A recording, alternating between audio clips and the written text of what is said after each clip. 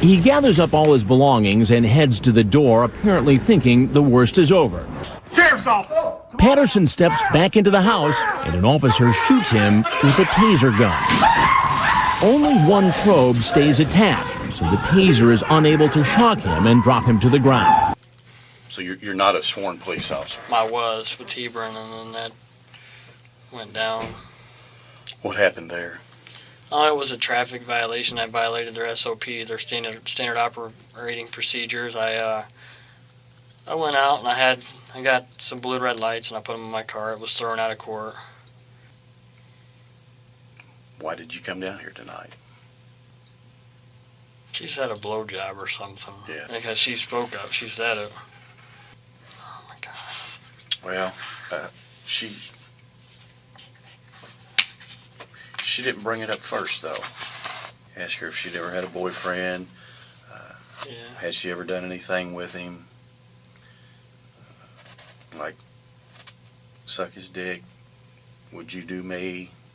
Welcome back to another episode of Dreading, or if this is your first time here, welcome. Today we are going to be adding a new addition to our To Catch a Predator series, this time reviewing the interrogation footage of Michael Patterson, a former reserve police officer who was caught in the Bowling Green, Kentucky sting that took place in 2008. Michael's interview has been highly requested, as many people assume that because he worked tangentially in law enforcement, the interrogation tricks would not work on him. But they would be wrong. As always, the original upload of the interview, sans commentary, will be left in the description box down below, and I highly encourage you to give the uploader some support. Channels like theirs are the reason why channels like ours can continue to make content on a regular basis, and their work should be encouraged. I'll also be leaving the channels of other creators who upload similar content, as the To Catch a Predator community is consistently producing entertaining works that you would probably enjoy. Before we begin, if there's a video you would like to see made on the channel, or a story you would like to bring more attention to, let me know by emailing me at dreading.official@gmail.com. I'm still going through the inbox and adding your suggestions to the list of things to cover. Though it may take us some time, we plan on covering every suggestion sent our way. So, don't be shy. But with all of that said, let us begin. As mentioned previously, Michael was no stranger to the law, as prior to the sting, he had worked as a reserve police officer in LeBron, Indiana. However, he was shortly fired after being caught using a police car to pull someone over while impersonating an officer. Wow. Details surrounding that event are limited, but as we have covered in previous videos, people who impersonate policemen and women are often painfully insecure people who are desperate to feel some sort of control in part of their life. They idolize cops and tend to have a very strong sense of right and wrong, one that they feel justified in inflicting upon others. Our use of the word inflicting is purposeful, as those who LARP as law enforcement tend to act aggressively with those they come into contact with. It's also important to note that their sense of justice is something that they project outward, given that they will validate any and all of their behavior even when they have objectively broken the law. For example, men like Patterson will justify impersonating cops by saying that they were just helping out and trying to clean up the streets, as it were. They'll act shocked when the police don't take kindly to their actions, because they are the good guys just trying to lend a hand. Meanwhile, these people will treat someone going 5 miles over the speed limit as if they were a drag racer, purposely endangering the lives of the entire community with their guns and bazookas. After being fired from the reserves, Michael would begin talking to who he believed to be a 13-year-old girl named Tia. On the ride to the house, he would call the fictional 13-year-old. These are the highlights.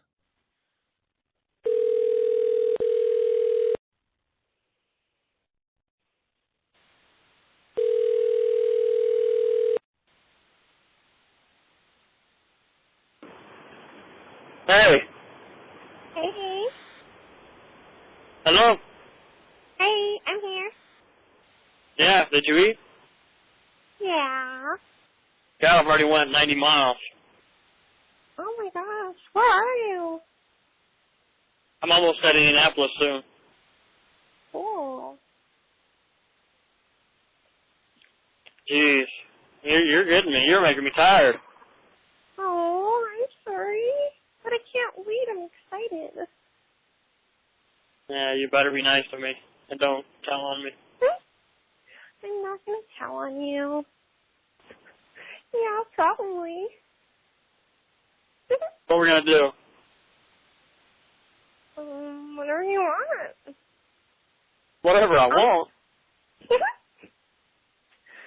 Mom's not coming home until late tomorrow, so whatever. What'd you say? Didn't you say what are we gonna do? Yeah. Yeah. I said whatever. Okay. You have such a cute little voice. Thank you.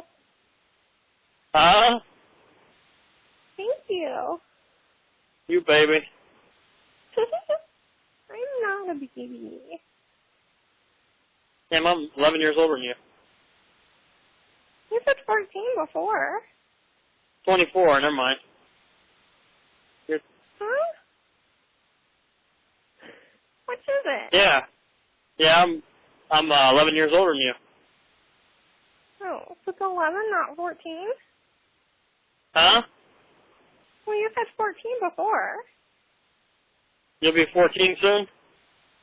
No, I have my birthday on Friday. I'm 24. Okay. You said you were 14 years older than me before on the phone. I was kidding. Confused. Huh? Confused. Yeah. Just wait a minute. I can't hear you. Nothing. Doesn't matter. I'm 11 years older than you. Oh. That's why I'm an old man. Their name's Tia? Yeah, Tia. Tia? Mhm. That's a cute name. Thank you. I like it. Tia. Mhm. Tia, like Chia Pet, like Tia Pet. No. Huh? No. It, You don't. you're a Chia Pet. You water me. Uh-huh. So you're saying I have green hair? You what? So you're saying I have green hair now? You have pretty, you have pretty hair. But it's not green. What color's your hair? Blonde? Mhm.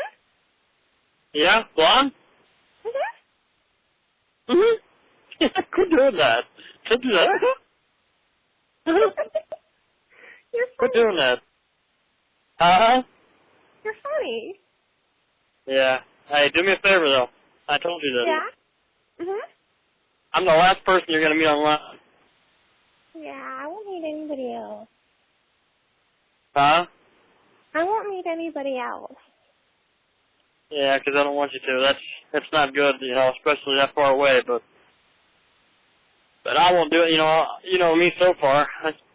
I'm a detective and stuff, and so you shouldn't be That's afraid of really me. cool. But a lot of other people you should be. I'm probably like the 1 in a million that you're safe with me, but Yeah. You're really a detective? That's so cool.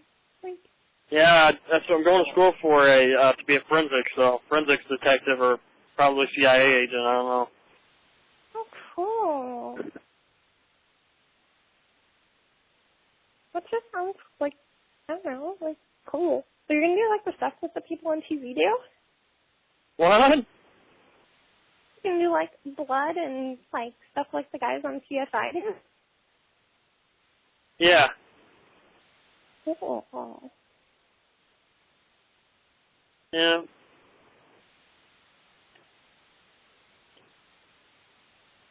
So you can't send pictures on your phone? No. I don't want text messaging either. It's different. Pictures are different, though. No, I don't know anything but, like, calling. I'm just outside it. Hello? Yeah, I'm here. Baby? Yeah, I'm here. Baby? I'm here. Okay. Can you hear me? Yeah, I can hear you. Okay. I'll get back in, like, a little while after I've done, like, cleaning the kitchen. I don't know how long this is going to take, but I promise I'll call you back. I'm really excited. You're excited. Yeah. Get excited. I'm excited to see you. Yeah. Yep. I'll be excited to see you when I get there, but it's just a long drive. Jeez. I know. You better save your all over for me. Huh? I'll talk to you later. Shave all over. Huh? I said shave good for me. Oh, shave? Yeah. Okay. Okay. Okay. I guess I can do that, yeah. What'd you say? I guess I can do that, yeah. I can't hear you. I can do that. You can do that? Yeah. Where are you gonna shave at? My legs. Huh? My legs. Your legs? Yeah? You want me to shave my head, too? I don't Just want go to do shave that. your head. No, don't do that. It's all over. Shave your legs and in between and everywhere else. Oh, I don't have much there. But okay. Uh-huh. I don't have much, but okay. Okay. If you don't, Alright. then oh well. Alright, go take a shower and get that damn spaghetti off of you. Okay. I'll talk to you soon. Okay, good. Hope you call me back. Don't fall asleep. Okay. Don't you Don't fall asleep. I'm not gonna fall asleep. You will before I will. No, I won't.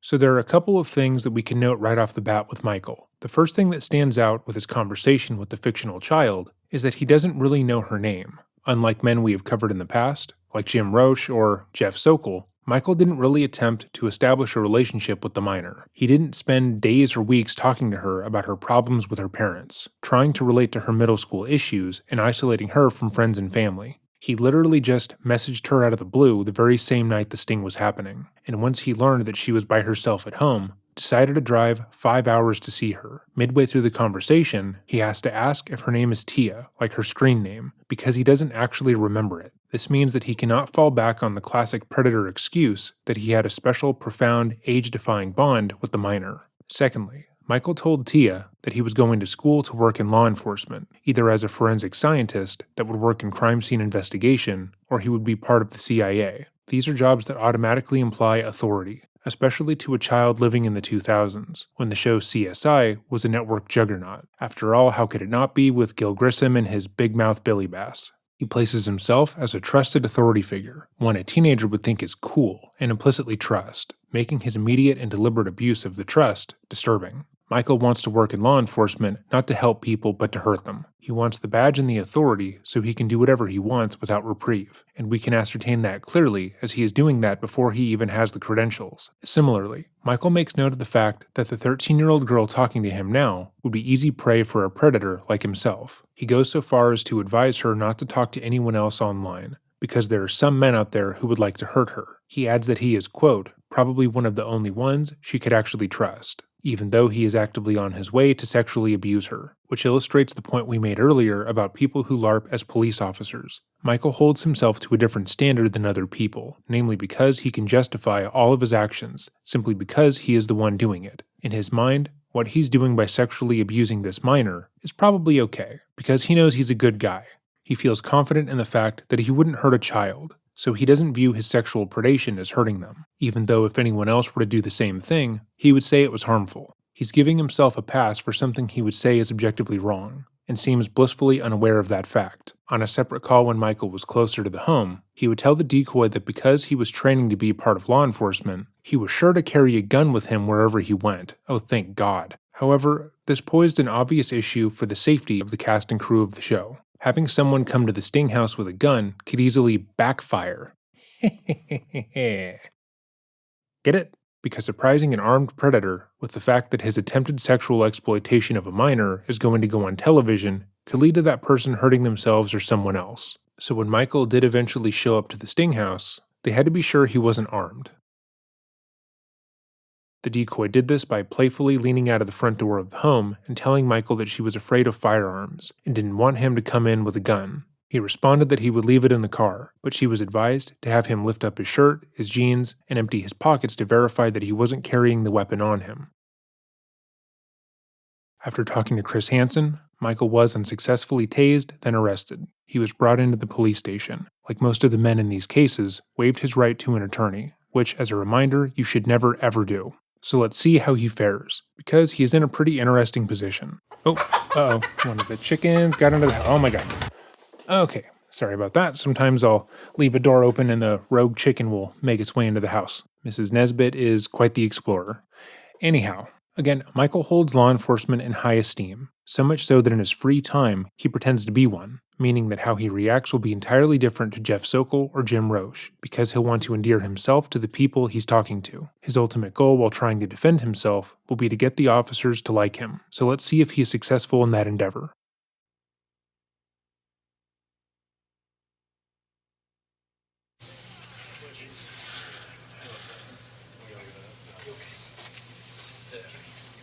Here, one more time. We're going to cuff you up front, okay? Same admonishment. Let's do. Yeah, Kitty. We're just going to cuff him up front. Might teach you how to do that. Quick cuffs on. Put this hand on your hip and uncuff on it. There you go.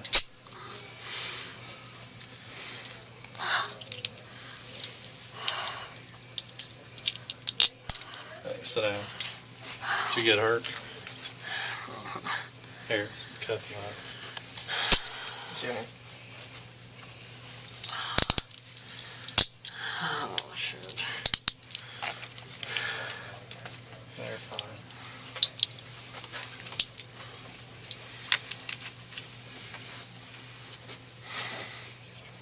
Stay with it.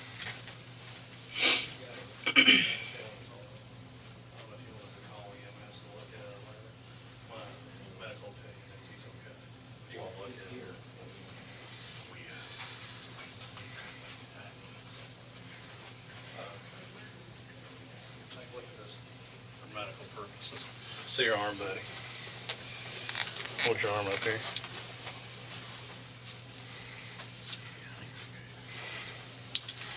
You got any other wounds or anything? No, I don't think so. You sure? Okay. Here's this.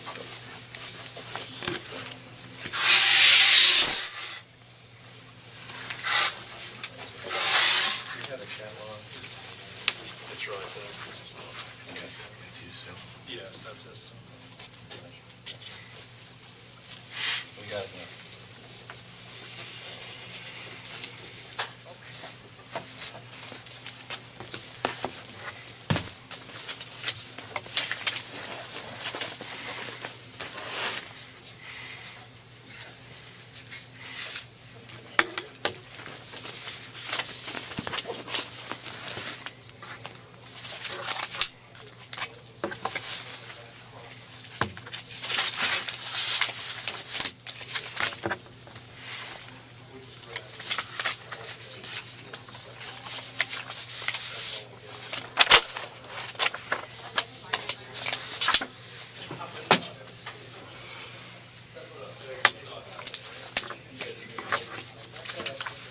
As the officers readjust Michael's handcuffs and prepare the room for the interrogation, he refuses to make eye contact with them. He angles his head down and away, so even if he was in someone's direct eye line, he would avoid their gaze. This is due to obvious shame. In the span of one night, he made the choice to talk sexually to who he believed to be a 13-year-old, then drove 5 hours to said 13-year-old, only to meet face-to-face with Chris Hansen and be tased and tackled by police. This is probably the worst day of his life, and it's only made worse by the fact that the men he admires and looks up to are treating him like a common criminal. His intrinsic sense of self would be incredibly shaken at this moment, because he views himself as a morally good, just person, which is why he pretended to be a cop in his spare time. He believes that he is just like the men sitting across from him, good-natured, heroic, and willing to put their lives on the line to make their home a safer place. The only issue is that his self-concept is at odds with reality. In his mind, when he breaks the law, like traveling 5 hours to meet a 13-year-old girl for the purpose of sexually abusing them, he's justified. He isn't one of those perverts you hear about on Dateline. He's different and better. He's going there because this 13-year-old is somehow able to consent because she's radically different than every other 13-year-old. That same line of thinking was likely present when he falsely represented himself as a cop. In his mind, he was just helping the other officers out, cleaning up the streets, and doing his civic duty by intimidating someone whose biggest fault was driving over the speed limit, which is the worst of the two crimes. Because he doesn't see fault in his own actions, it's given him a distorted view of the world, and his current reality would be at odds with that.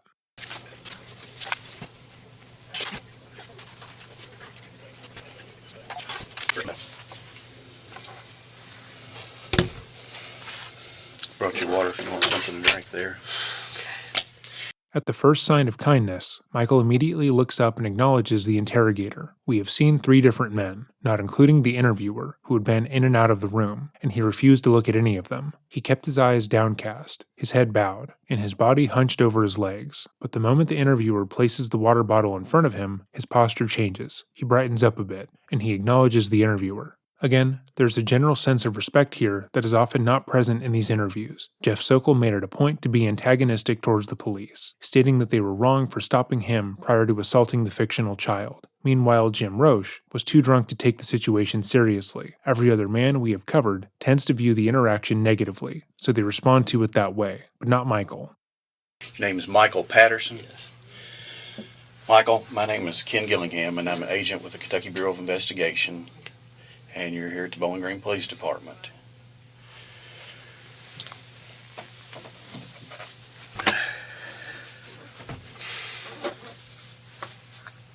I'm going to turn on a tape recorder so that we have an accurate representation of what we talk about here tonight.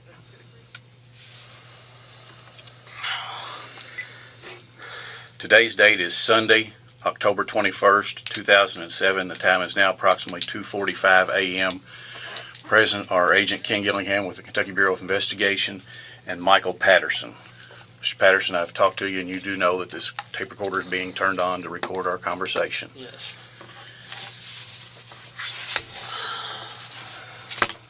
What's your full name? Michael Joseph Patterson.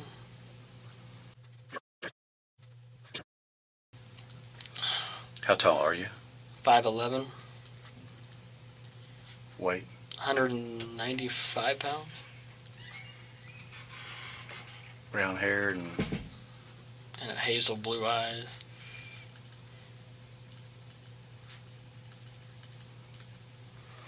married, single, or divorced? Well, I'm going through a divorce now. Still legally married? Yeah. When we've covered these stings in the past, we've noted how many of the men involved will state that they are going through a divorce. In Michael's interview with Chris Hansen, that we reviewed on our Patreon, he tried to use said divorce as being a reason why he felt compelled to go to the sting house. Obviously, ending a marriage does not justify trying to meet up and sexually abuse a minor, but we were generally curious as to why so many of these predators tried to use that to validate their behavior. While we cannot say for certain, former FBI Special Agent John Douglas would describe that there are some predators who prey upon minors not because they are attracted to them, but because they have such low self-esteem that they feel like they are undesirable to any prospective adult partner. Of course, they have some attraction to minors, but they view them as being less demanding overall. Women Michael's own age would probably not be attracted to an out-of-work, fake cop, because that would be off-putting. They would want him to get a real job, to be able to support himself. That way they could trust that he would eventually be able to support them and their future family. But a child doesn't care about that, because they have no real-world experience. And because he is aware that he doesn't meet the rather low bar that would make him attractive to people his own age, he tries to prey on minors. And were you employed? Well, nowhere as of the weekend. Well, I worked through private investigation services. The card was in my wallet. I didn't know who that guy was that I was talking to, and I didn't give him accurate information. I was a police officer. He was not a police officer. Okay. But you say you... I do like private investigations. Okay. Through Lieutenant O'Day from Hebron Police. Lieutenant, So just put Lieutenant O'Day Investigation Services. I just do that part-time right now because I go to school at Purdue. And what type of private investigations do you do? Just confidential, confidential, discreet investigations. Give me an example. Cheating, Cheating spouses, insurance fraud, workers' comp fraud, workers' things like comp, that. yeah. So you're not a sworn police officer. I was with Hebron, and then that went down. What happened there? Oh, it was a traffic violation. I violated their SOP, their standard operating procedures. I went out and I got some blue and red lights, and I put them in my car. It was thrown out of court, so they dismissed me for that. But it was thrown out. How long ago was that? Just about like a month ago.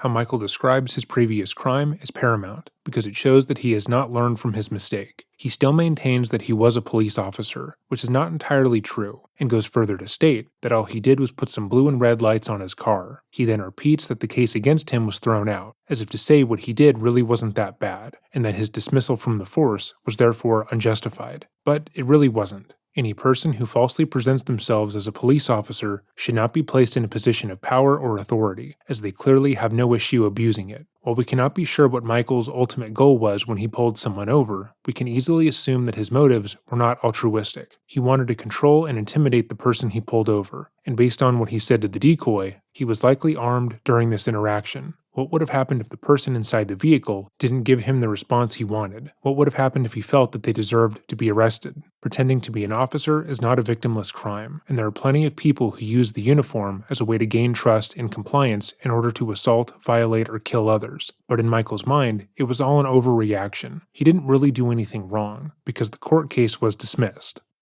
About a month ago.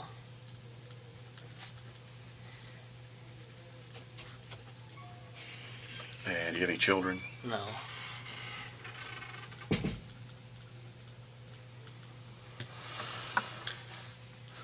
Was it all right if I call you Michael? Yeah. Mike? What do you go by? Mike. Mike. Obviously, if you've been in law enforcement in the past, you're probably familiar with your Miranda warning, your statement of rights. Yes. And you know that before I can ask you any questions, I'm required to advise you of your rights. And the statement of your rights are you may remain silent, that anything that you say may be used against you in a court or other proceedings, that you have the right to consult an attorney before you make any statement or answer any question, and you may have your attorney with you during the questioning. You may request the court to appoint an attorney for you if you cannot afford to hire one, and you may stop the questioning at any time by refusing to answer any further questions or requesting to consult with your attorney. You understand those rights that I've read to you? Yes. Okay.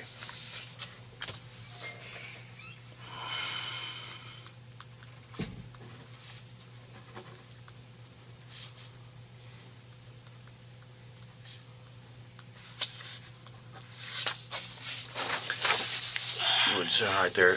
Damn, I don't know how they did that. Okay, you've had the rights read to you and that you understand them. And then the second portion down here is a waiver of those rights. It says, having the above statement of my rights read and explained to me and fully understanding them, I hereby waive these rights at, the time is now 2:51 a.m. on October 21st, 2007, and I do this freely and voluntarily without threat or promise. Do you want to talk to me about why you're here tonight and try to get to the bottom of this situation?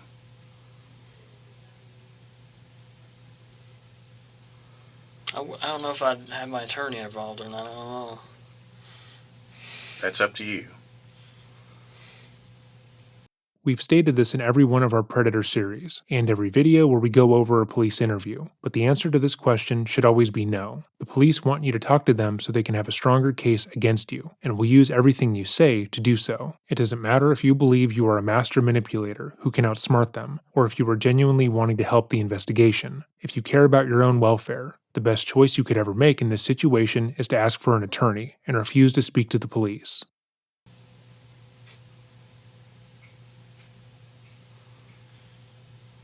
I'd like to discuss with you why you're here, but that's entirely up to you.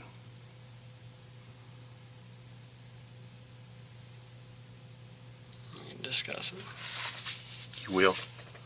Okay. If you will, I need you to also sign right there. Did you get your water open? Yeah, I got it. From his behavior thus far, I don't believe that Michael believes that he can outwit the interrogator, or convince him that he hasn't done anything wrong in this instance. All it took from the interviewer was to say that he wanted to speak with Michael, for Michael to relent, which indicates that Michael cares about how the stranger views him. He wants the officer to like him, so he's willingly acting outside of his best interest. Maybe he's hoping he can also convince him that it was just a misunderstanding, and that he's a good guy, and to let him go with a warning, as a fellow kinda sorta police officer. But that seems unlikely.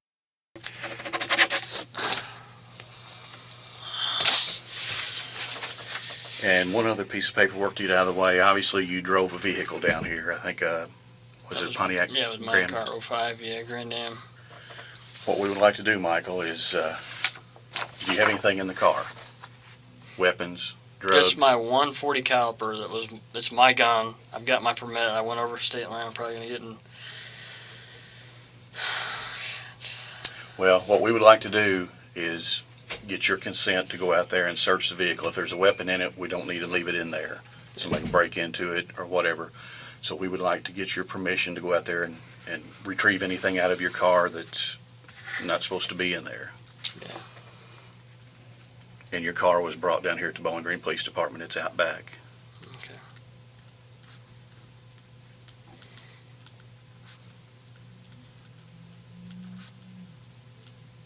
Stamp zipper. What year is your car? You say 2005? Yeah.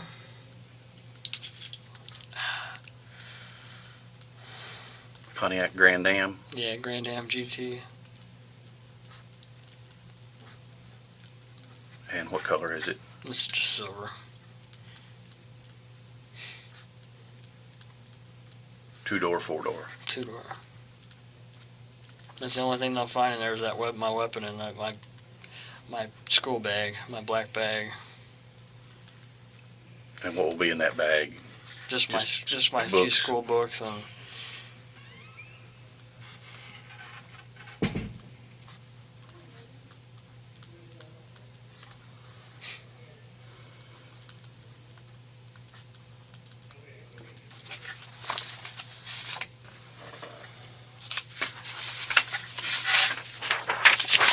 Again, your signature right there, and then your printed name and address underneath that.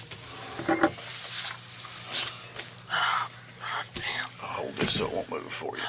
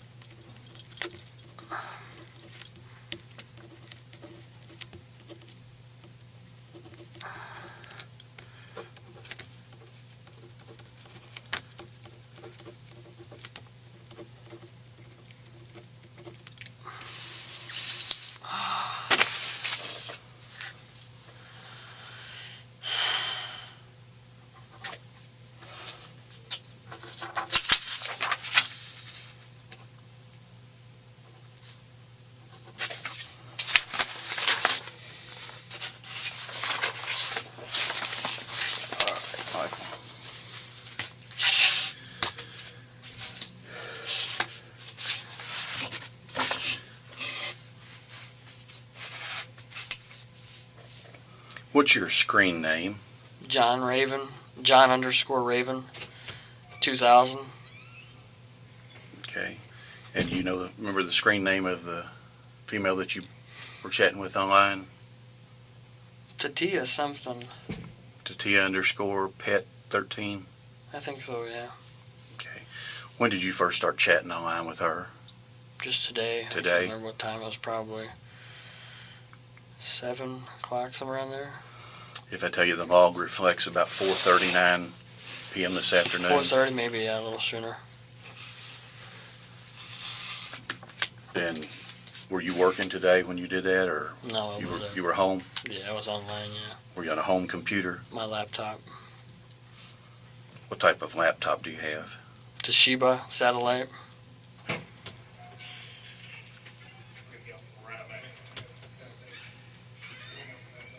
And it's actually in the car with me. Your computer is in the car with you? Yeah. Okay. And you said Toshiba Satellite. Do you have satellite web It's service? just satellite wireless is what it is. And who's that service through? I have Netgear right there at Couch. Netgear. Netgear. Netgear.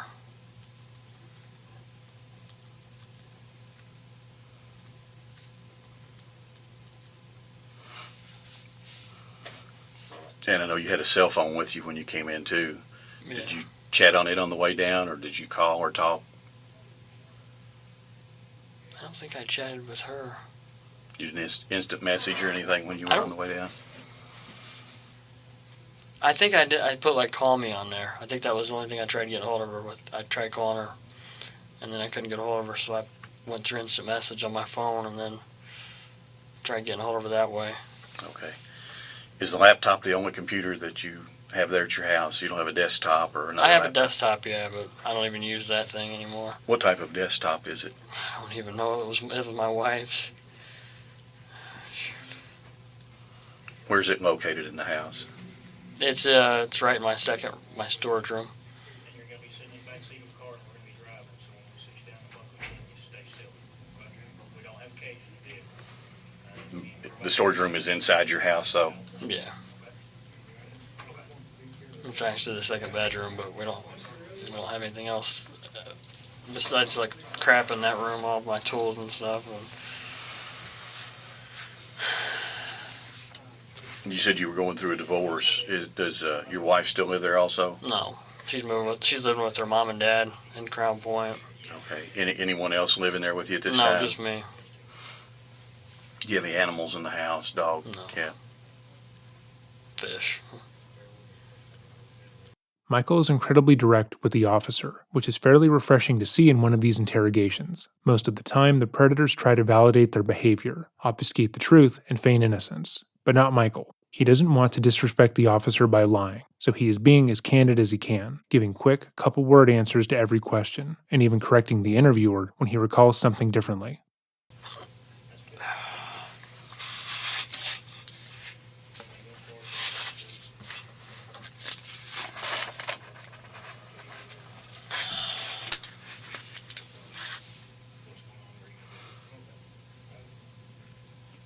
And you said it's an apartment. Yeah, How many bedrooms are in the apartment? just 2 bedrooms. 2 bedrooms? Yeah.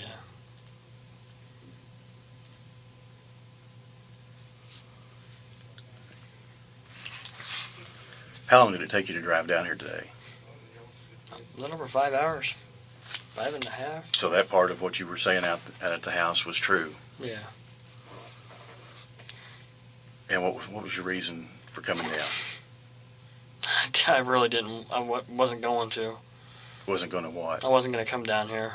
You probably see on there on the conversations that I was weary of coming down here.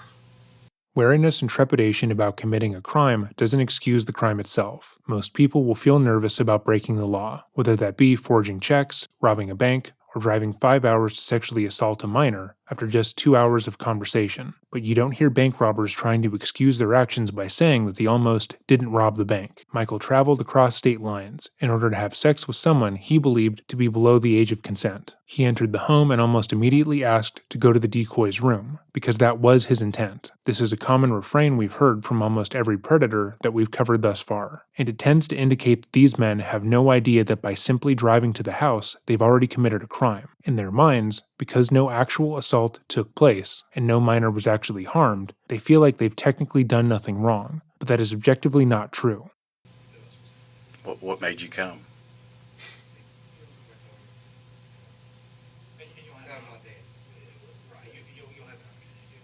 I mean, you know, now's your time to explain your side of the situation. I'll be frank with you. I won't ever lie to you, and I expect the same consideration in return. And I'm going to ask you some questions that I'd like to have you answer. The interviewer plays up his respect towards Michael in a bid to gain his trust and make him more open about what occurred. To be 100% clear, if you are in an interrogation room and the officer across from you says something like this, they are lying. They don't like you, they don't respect you, and their goal is to just keep you talking. Why did you come down here tonight? She's had a blowjob or something. Yeah, in your chats you talk about her sucking your dick. Yeah.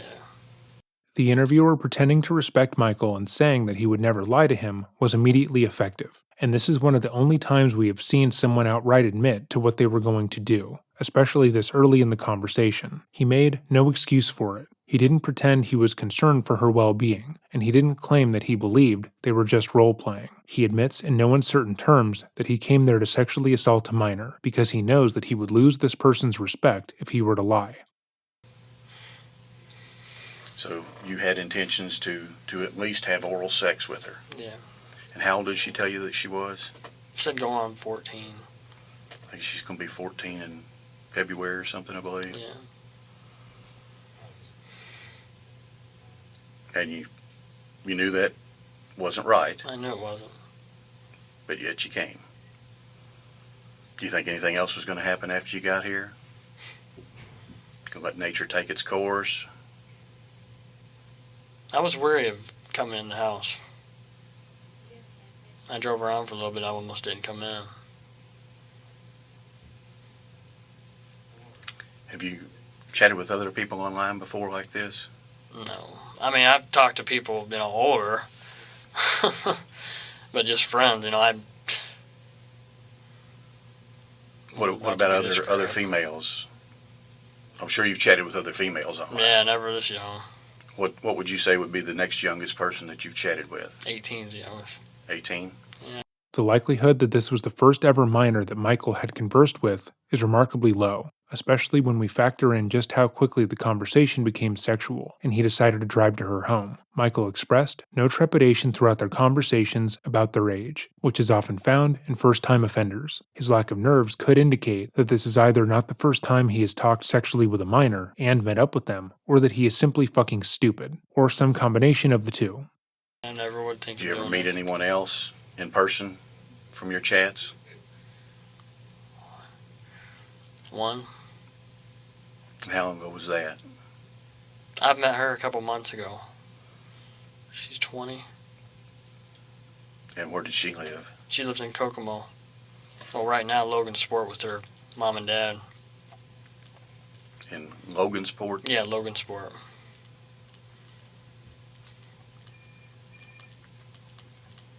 I'm assuming it's Logansport, Indiana. Yeah, Logansport, Indiana.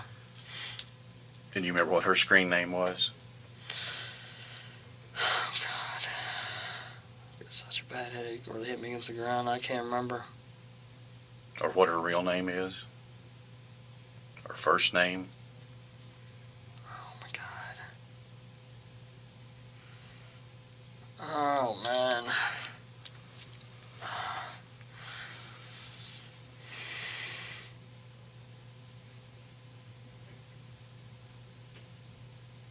What is her name? When's the last time you chatted with her? She called me today.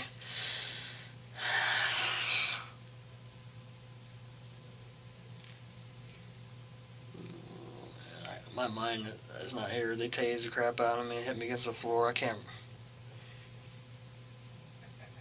Well, you ran. I was standing there at the door. Shit. I don't even know. My mind's not here. Well, if she called you today, I mean, you had to know a name.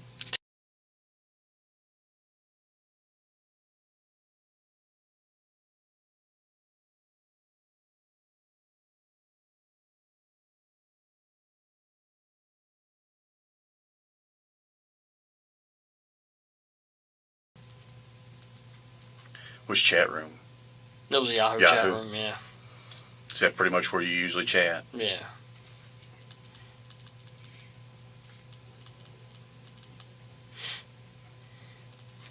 You say it was about 2 months ago? Yeah, pretty close.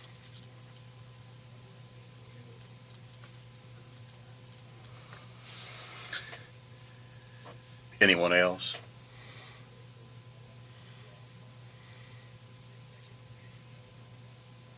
Just vaguely, she was the main person I talked to. Is she the only one that you met in person? Yeah, And how many times have you met with her? twice. I just met her parents the other day. So you went to where she was at. How far is Logan's Port from where Just you an live? hour away. You met her parents? Yeah.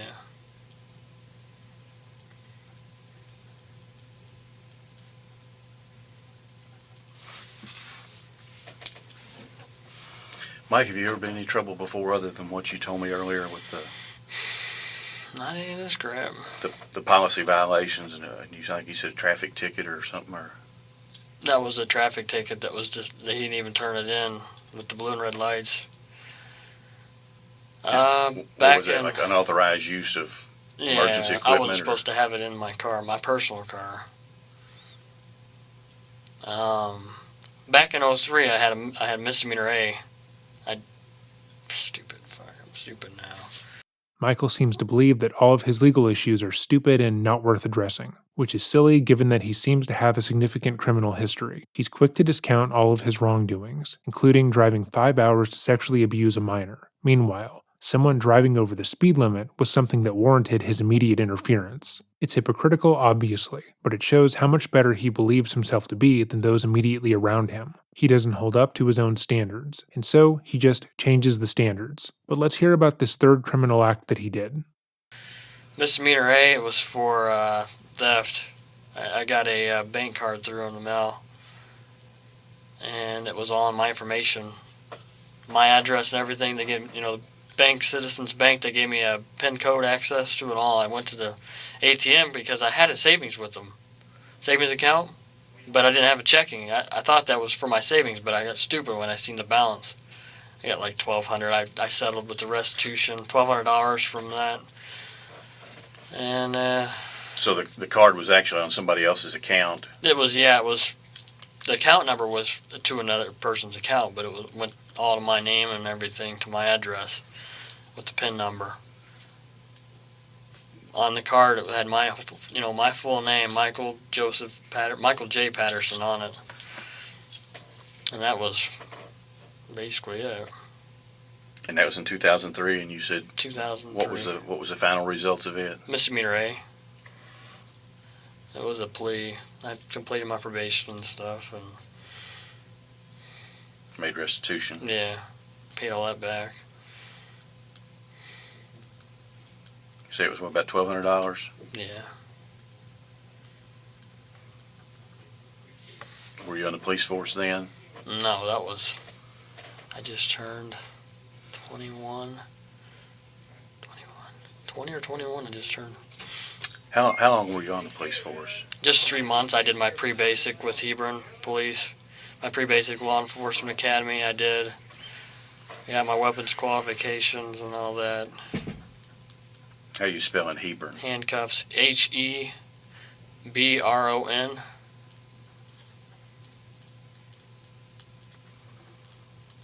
And what were the dates that you were there?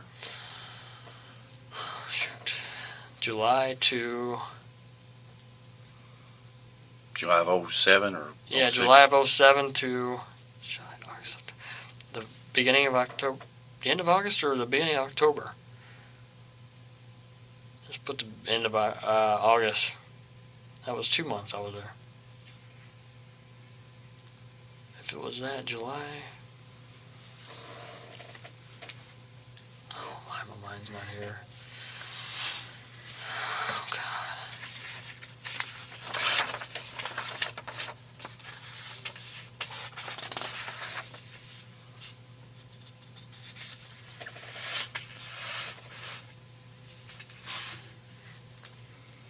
Obviously, this is you in the picture here. Who are the other people in there with you? My brother's standing next to me, my sister, and then that's my younger brother, that's his girlfriend there, my sister, and my older brother. Okay.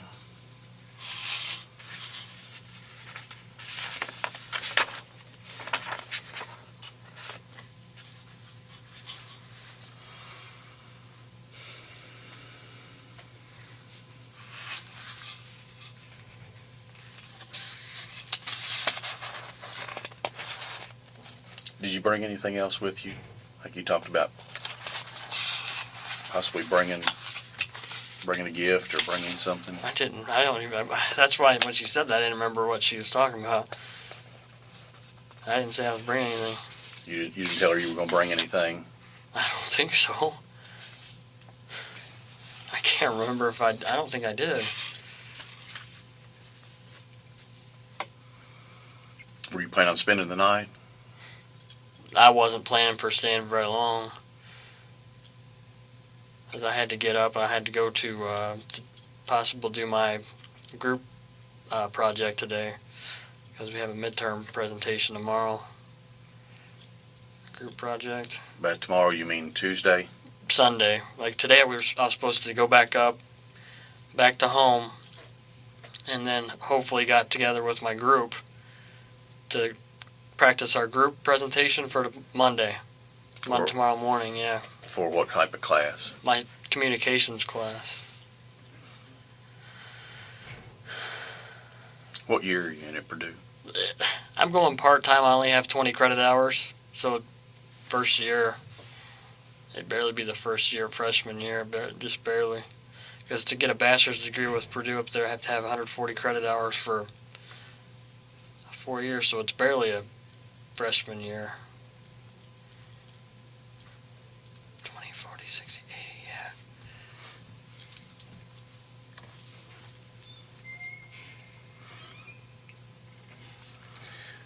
yeah. The desktop computer that's at your apartment, is there internet service hooked up to it, or None of that. wireless card or anything with it? No. You say it's an older computer? Yeah, it's an old tank clunk. Mike, what are we going to find on your computer when we look at it? Is there going to be any child pornography? No. No. Michael scoffs at the idea that there would be child pornography on his computer, as if he is entirely unaware of the fact that he was arrested for attempting to solicit sex from a minor. This illustrates the shocking and frankly ridiculous disconnect that he has between what he has done and how he views himself, because he thinks having child porn on his hard drive is something that would be out of his character, even though that's obviously untrue. Going to be any adult pornography? Well, from one of the chat rooms, I saved one picture from, maybe two, from an older lady she had in her little profile thing. It was from an older lady. I think she was one of those bots, like a pretend person you talk to that put that crap in their profile. Mm-hmm. So I put that on there. I think I might have two pictures, that's it. Okay, what about DVDs, VHS tapes, anything like that at the house? No. Like what I have DVD, regular DVDs that I watch movies. Right, but I mean, what I'm talking about is any child or adult pornography? Nothing like that? Any drugs at your apartment?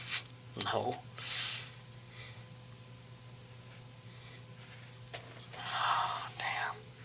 And you said Hebron's a population of about 3,000? 3,000, that's what they said, yeah. Where's that located?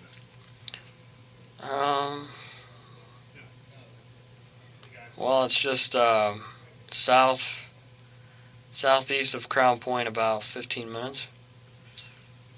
So it's pretty far up into Indiana. Yeah.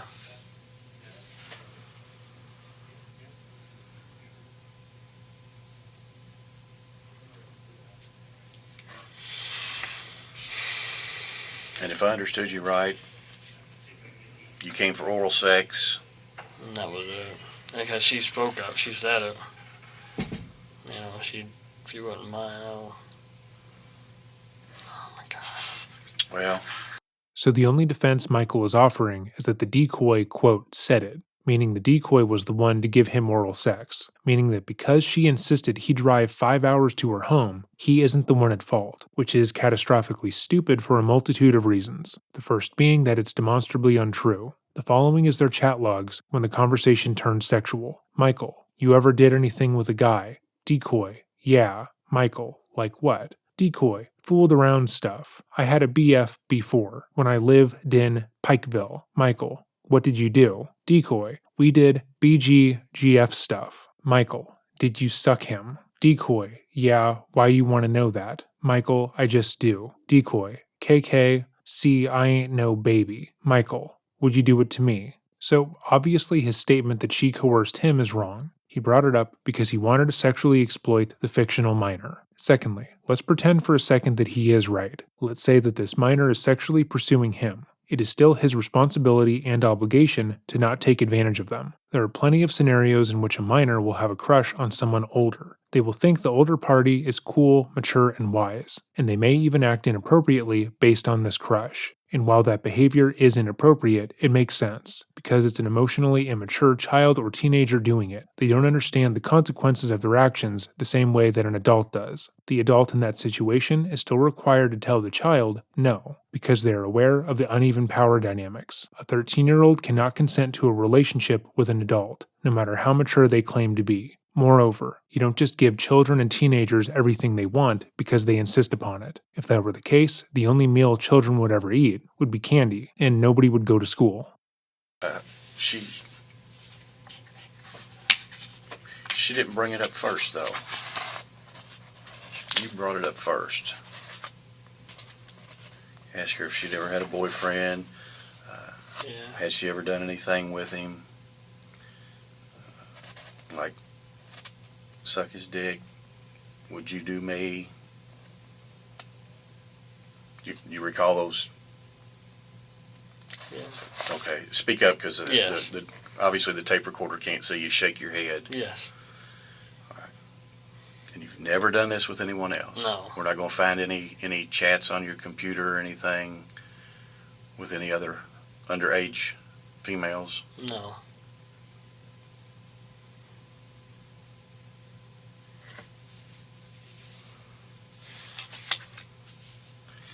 Did you have a webcam that you used or anything? No. Not going to be one with the desktop either? No.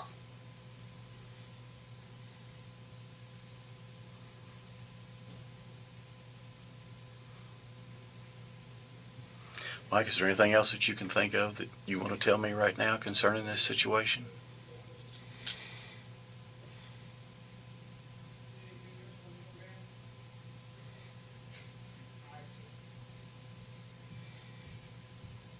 You know, I haven't had any type of dirty person like there's people out there. I knew I shouldn't have came down here.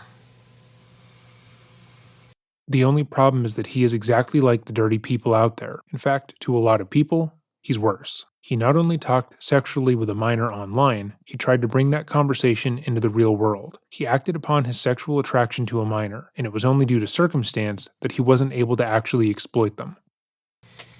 No, that would have probably been a good idea. Yes.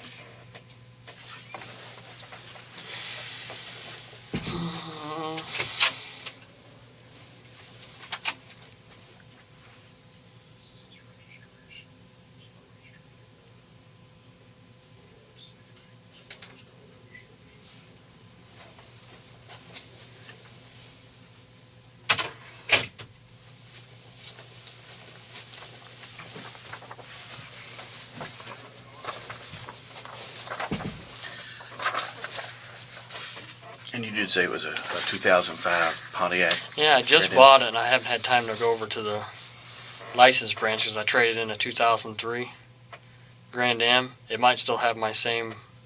It does still have my same plate on it from that 03 Grand Am. I just traded the car in on it. Okay. Where did you purchase your car? This 05? Yes. Team Chevrolet in Valparaiso. Team, T-E-A-M? Yeah, Team, yeah. Chevrolet. In Valparaiso, Indiana. It's about 15 minutes from the house, from the apartment. And you traded in a... 2003. The Grand Am SE.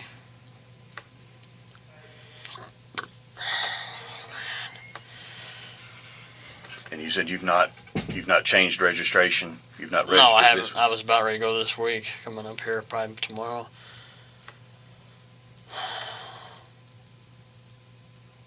Been so busy with my midterms, I haven't gone over there to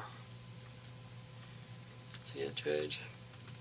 Do you know who owned the car to 2005 before you did? I didn't find out prior owner. The dealership had possession of it, but they sold it to me, but I don't know who had it before.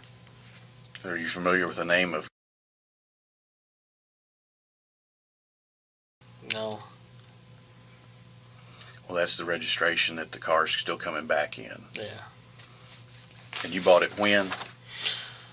I can't remember the exact date. It was about 2 weeks ago. 2 weeks ago, so it was on a Wednesday.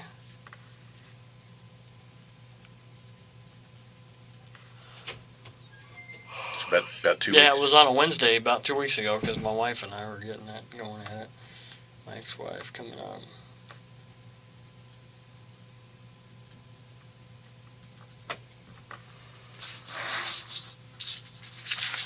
All right. Sit tight just half a second and I'll be right back.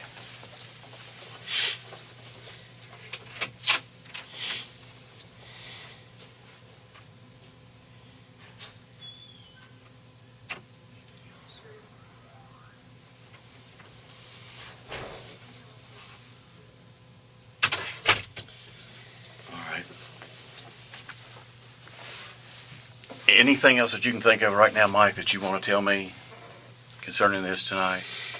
I mean, you guys have basically everything there that happened on the show. Well, I want to make sure that you have every opportunity to tell your side of the story or explain anything that you want to explain. I'll sit here all night with you if that's what it takes. I don't want to cut you off. I screwed up. We've pretty much covered it.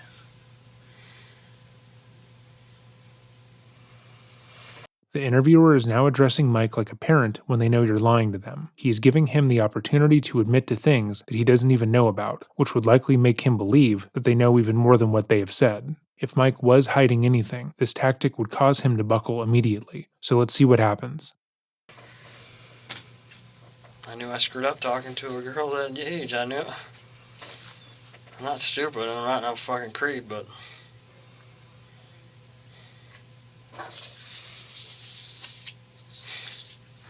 All right. The time is now approximately 3:17 a.m. I'll be stopping the recording at this time.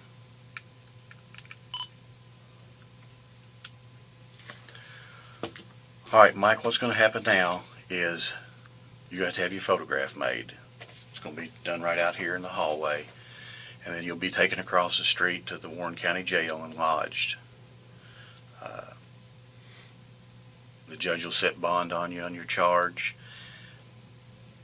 I'm not that familiar with Bowling Green. I don't live here. I don't know whether he'll do it this morning, sometime today, or whether he'll wait and do it Monday. That is where the interview ends. But shockingly, there is more to the story than you'd expect. Michael was convicted on June 11, 2008, of traveling in interstate commerce for the purpose of engaging in a sexual act with a minor. He was sentenced to 7 years in federal prison, with 10 years supervised release, to be served concurrently with a sentence from the state of Kentucky for 3 years and 10 months. He was also made to register as a sex offender. However, Patterson's time in prison did change his point of view, but not the way you would think. Instead of understanding that he was there based solely on his own actions, he felt as if NBC, Dateline, and Chris Hansen had purposely taken advantage of him for their show, slandering him by labeling him a predator, and violated the, quote, journalistic code of ethics. So in 2011, while acting as his own attorney, Michael filed a civil suit against NBC Universal, demanding $40 million in damages. The court filing reads like many of these men's police interviews, where they put the onus of responsibility for their actions on everyone else besides themselves. The decoy, simply by virtue of inviting him over, lured him, and all but forced him to drive to the sting house. Dateline and Chris wanted to make money, so they had the police tase him in order to get ratings, and because no child was actually at the sting house, he didn't do anything wrong. Unsurprisingly, the case was dismissed immediately, and Mike did not get the $40 million he'd been hoping for. If you've made it to this portion of the video, thank you for watching. Your support, as always, helps us create this content. And even if you just like, comment, and subscribe, that helps us in the YouTube algorithm more than you know. With that said, if there's a video you would like to see on the channel, or a case you would like to bring more attention to, let us know by emailing me at dreading.official@gmail.com. Have a great day and remember, stay safe.